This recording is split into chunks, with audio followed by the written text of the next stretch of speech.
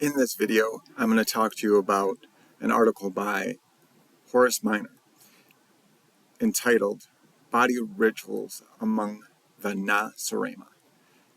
In this article, he talked about this out there culture of a far out tribe, but really he was talking about the American culture. Nacirema is actually American backwards. So this came out in 1956, and after reading it, I think he had two different focuses in it.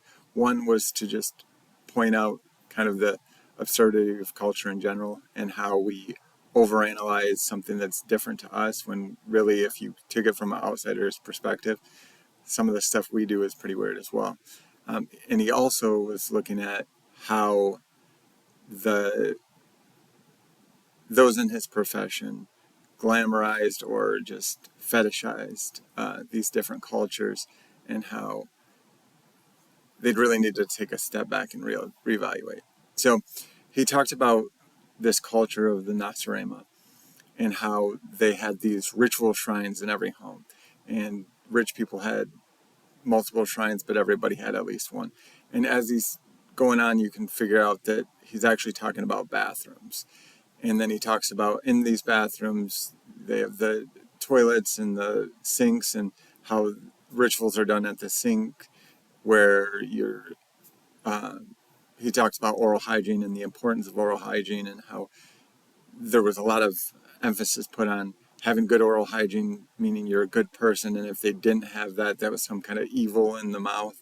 He also talks about this magical cabinet in the bathroom, which he's talking about the medicine cabinet, and how different potions and elixirs or medicines from doctors were also fetishized and really had a deep impact on the people of the culture.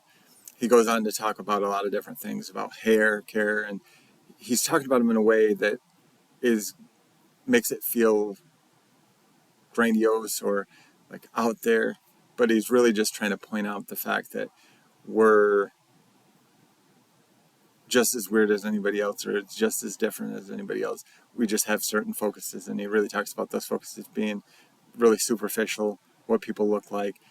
He talks about how there's an emphasis on women and their breasts, whether they're too small or too big, they're never right. He talks about how sex is focused on, but also taboo, and we don't talk about it, but it's always there. So he had a lot of good points about American culture. I do think it's a little bit dated. Things have changed a little on certain aspects, but that overwhelming core of American culture being more shallow or more image-based still holds true. So I do think it's a great article. I could see having some kind of an update to it. So that would make sense, obviously, being that it's from 1956. I do believe Horace is either retired or probably passed away at this point. But if somebody else took up that mantle, I do think that would be interesting to have a sequel to this, speaking of American culture. And as we go into the next phase of this video, I want to talk about a ritual that just got done occurring here in America, and that was Super Bowl Sunday.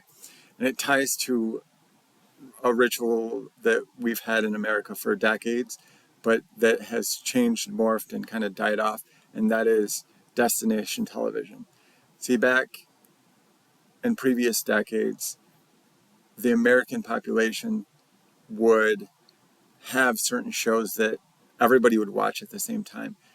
You'd gather as a family around the TV, you'd talk about it the next day in the office, and it would really be a cultural event, and we'd have these different events. For example, the MASH finale TV show from the 60s. When that MASH finale came on, millions and millions of people came to watch it at the same time. Where that, over the years, has started to die out, mostly due to the fact that now we can record, we can pause, we can watch these TV shows at any time we want. So it's taken away from that cultural event because we have the ability to watch it separately. So we're not gathering together.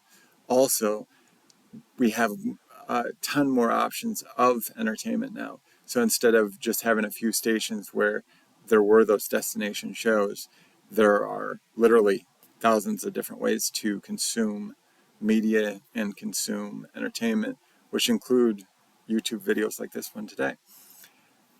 But back to the Super Bowl. So the Super Bowl has been a cultural event for 56 years. We just had the 56th Super Bowl. And even people that don't enjoy football or don't tend to watch football usually will watch the Super Bowl. Some of them for the halftime show. There's always a concert of some sort in the middle. And others just for the commercials, which in a strange twist, people seek out the commercials at the Super Bowl when in so often in other times of our television watching, we try to avoid commercials. We pre-record and fast forward through, but it's become a cultural phenomenon in America to watch these commercials around the Super Bowl. They cost more money. Typically, it's between $1 and $2 million per 30 seconds of ad. So these companies are paying a ton of money to have the viewers see what they're doing. But it also has a deeper meaning for Americans. They're just an entertainment when it comes to those commercials of the Super Bowl. They usually go over the top. They'll have stars from the movies. They'll have different events. So it is destination. You want to see it. You want to enjoy it. It also tends to bring in new trailers from the movies coming up. So you have blockbusters that'll drop the first trailer at the event.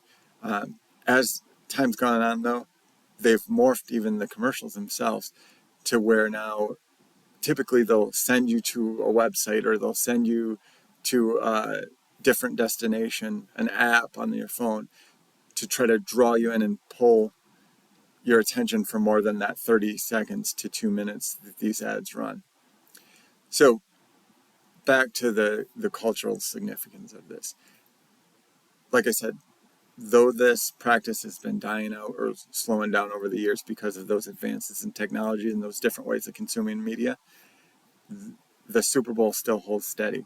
We had record turnout on viewers for the Super Bowl, and this year with the expanded betting, online betting on sports, there were a record amount of money put on the game. They said over $6 billion was gambled on the Super Bowl. So it's drawing all these different cultural things into one event where people eat worse, they stay up late, they're usually late for work the next day, or at least they're dragging. So is it a good thing or a bad thing?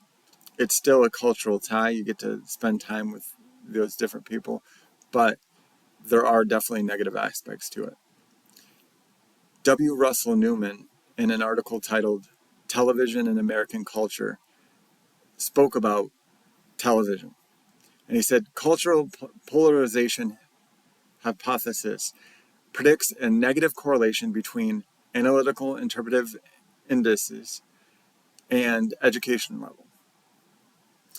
The idea in this case is simple, that television in itself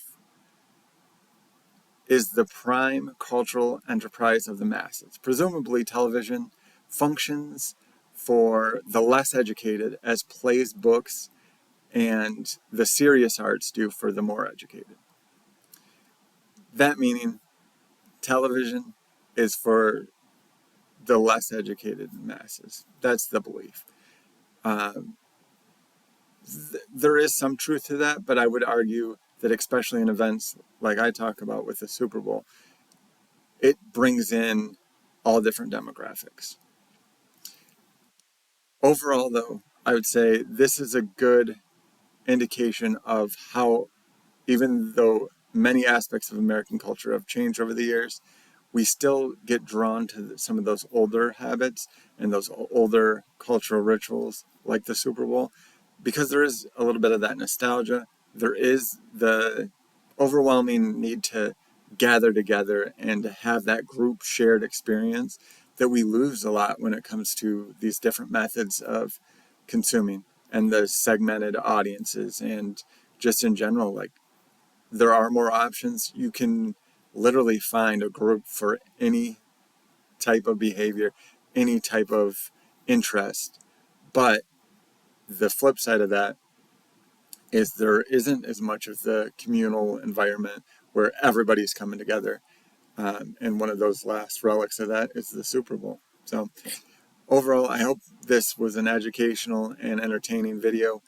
I enjoyed bringing it to you. I really enjoyed this assignment. I enjoyed hearing Horace Miner's take on American culture and the way to flip that to, kind of make us